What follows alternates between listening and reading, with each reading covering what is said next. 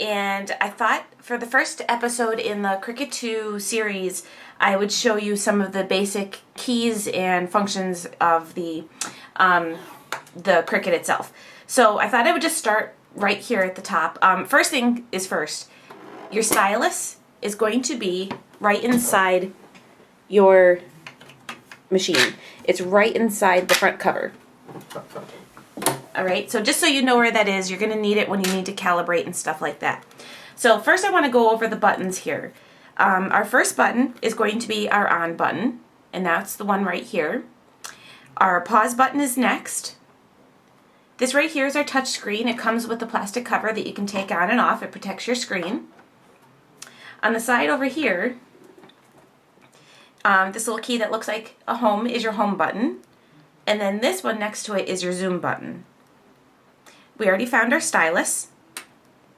So now let me just go ahead and I'm going to turn my machine around and I'm going to show you what's on the back of the machine. Okay, on the back of your machine, in the center spot right here, there's a little plastic guard. This is going to be for the Wi-Fi. It's a future thing that's going to come out for the Cricut 2. So that's just a plastic cover, and I believe that I read or heard somewhere that that's going to be something that's going to be a couple of months down the road. On the, let's see, on the side with your home button and your zoom button is your space to put your Cricut cartridges. And let me just grab one so I can show you how it goes in. Keep in mind I'm coming from the back of the machine, so the back is facing the back of the machine. So they just snap right into place right here. Okay, and I don't have any Cricut Imagine cartridges, but they would go on the opposite side. So they'll be right on this side over here. So again, these all have little protective sleeves that you can put right in there so dust doesn't get in there. So let me just put those back on. Okay, down on the bottom here, you have two ports. One is your power port, your AC adapter, and the other one is your USB. So I'm going to go ahead and just plug in, and I have that already right here, my power cord. And then there's your USB. Now your USB is what you're going to use to connect to update your Cricut 2, and you are going to use the Cricut Sync software. So I won't show you how to do that because I already updated my machine. So, but basically what you would do is you just take your USB cable, and the one that has the little Cricut head on it will go right here in the back of your machine.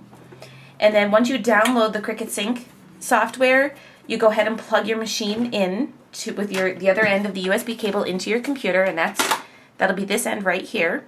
And you'll go ahead and do the update for your machine. Now, if you have the Gypsy, you also want to update your Gypsy as well. So, and if you haven't updated your Cricut Sync software in a while, you're going to need to update that first because it has all of the information now for the Cricut 2 and the update for the Gypsy to make it work with the Cricut 2.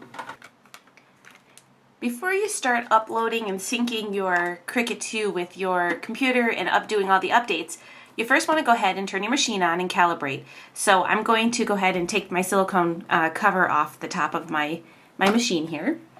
And I'm going to open up my Cricut. And you also want to make sure that you've put in your blade and all that. And I'm going to go ahead and hit the power button. And you're going to get this screen. As soon as the screen goes off, the next thing you're going to have is your calibration. Now, because I've already done mine, I'm going to have to go and find it for you and show you what to do. As soon as your Cricut's done loading, you're going to go ahead and start with your calibration screen. So what you do is you just tap first to start, and using your stylus, you want to use this because this is what's going to help calibrate the screen. You don't want to use your fingers. You're going to use your stylus. And you're just going to go ahead and follow the little X's or plus signs that it gives you, and it does all four corners as well as the center. And once you've done that, it's going to take you right to the main screen for cutting. So in the next episode, we're going to start going through some of the functions on the actual touch screen. Thanks for watching another episode of Creations with Christina, and I'll see you next time. Bye!